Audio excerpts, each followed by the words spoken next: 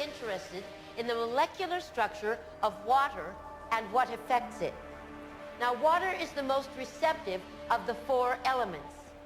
Mr. Emoto thought perhaps it would respond to non-physical events. So he set up a series of studies, applied mental stimuli, and photographed it with a microscope.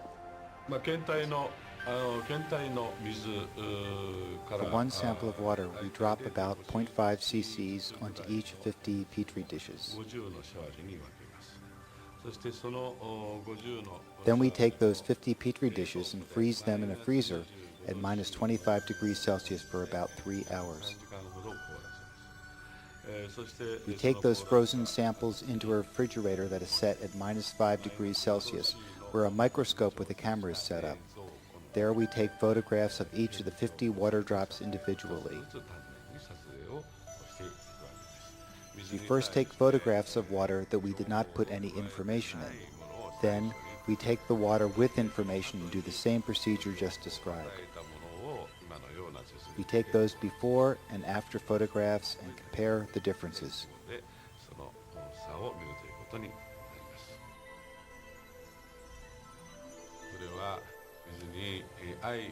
When we projected the feeling of love and thanks to water, it made the most beautiful crystal.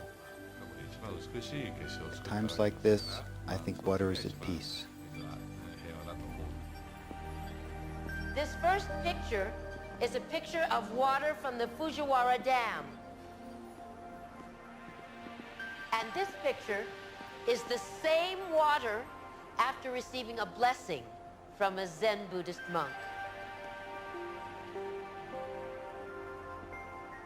Now, in this next series of pictures, Mr. Emoto printed out words, taped them to bottles of distilled water, and left them out overnight. This first photograph is a picture of the pure distilled water, just the essence of itself. These subsequent photographs, as you can see, are each different. This is the chi of love. And we move along here to thank you. And you can see where he taped that to this bottle here. But if you read Japanese, you already knew that. Now, Mr. Emoto speaks of the thought or intent being the driving force in all of this. The science of how that actually affects the molecules is unknown, except to the water molecules, of course. And it's really fascinating when you keep in mind that 90% of our bodies are water.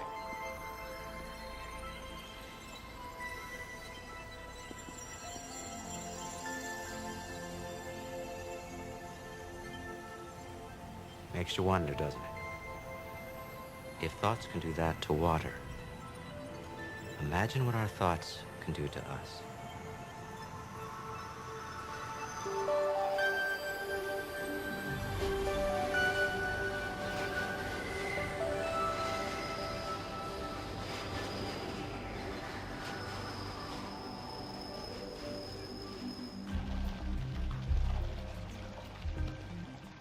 One of the most interesting experiments with random event generators occurred when it was really out of time.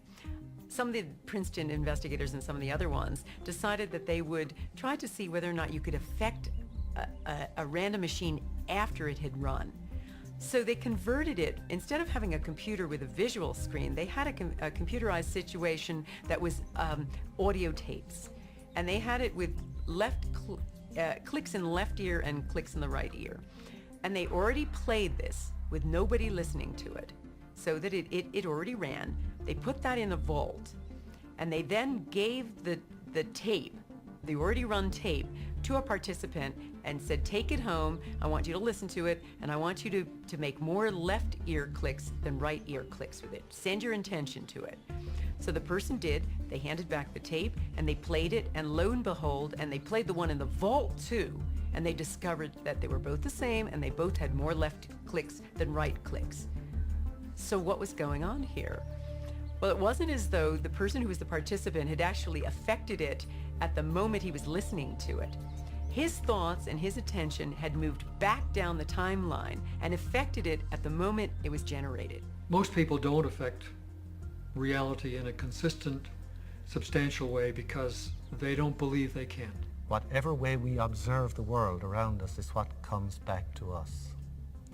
And the reason why my life, for instance, is so lacking in joy and happiness and fulfillment is because my focus is lacking in those same things exactly. If we're victims, we should ask ourselves, have I a victim mentality? If I'm continually meeting misfortunes and accidents and tragedies, maybe it's because my mentality is basically attuned to accepting that this is the way life is, and so it happens. Now, why can I not achieve those things? Fundamentally through lack of focus. The average person loses their attention span every 6 to 10 seconds per minute. When one wants to focus, intent, you want to be a singleness of mind. That's why some of the old occult teachings teach people to focus on a flame, a match flame, in fact, so that you learn to bring your attention into a very sharp channel so that the energy density becomes greater. The mind is structured in layers, just like the universe is structured in layers, from superficial to profound. And if we use the mind at a very superficial level of ordinary thought, we have very limited power. We can barely move a speck of dust across a tabletop without using our hands. So weak can consciousness be. But at the deepest level of consciousness, consciousness creates universes. But we always wonder then, don't we? When we wish for all of those, to be able to heal with the touch and to raise the dead and to manifest a loaf of bread in our hand. And we always wonder why we can't do that, but we can never ask a question that we don't already know the answer to. And the answer is because we don't believe we could do it, and it interferes with our agenda of our own personal addictions that define us. We have never had enough time to care for anyone else other than our own emotional addictive needs.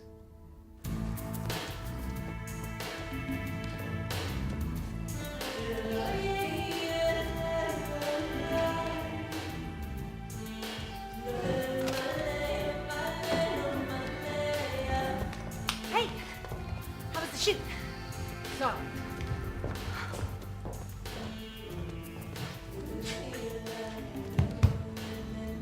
Your boss called. He's worried about you.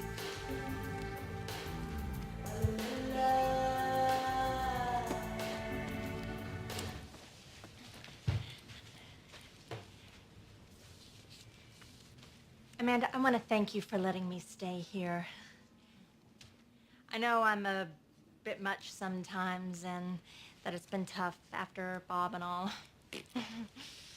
And you've just been so wonderful. I mean, I make a mess and, well, I clean up afterwards, but it's not really your style.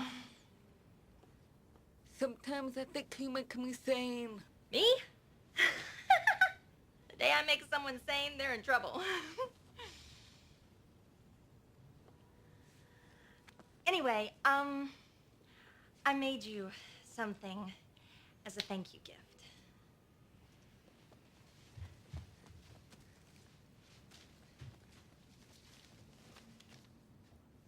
Open it.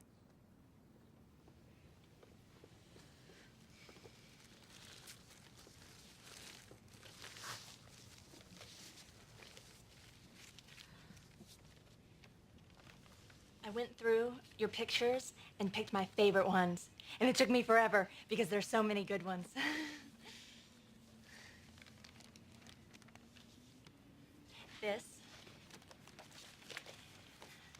That's for all the wonderful photos you will be taking.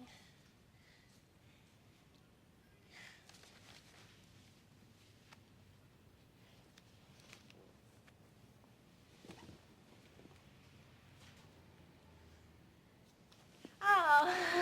I've had a strange day. Thank you.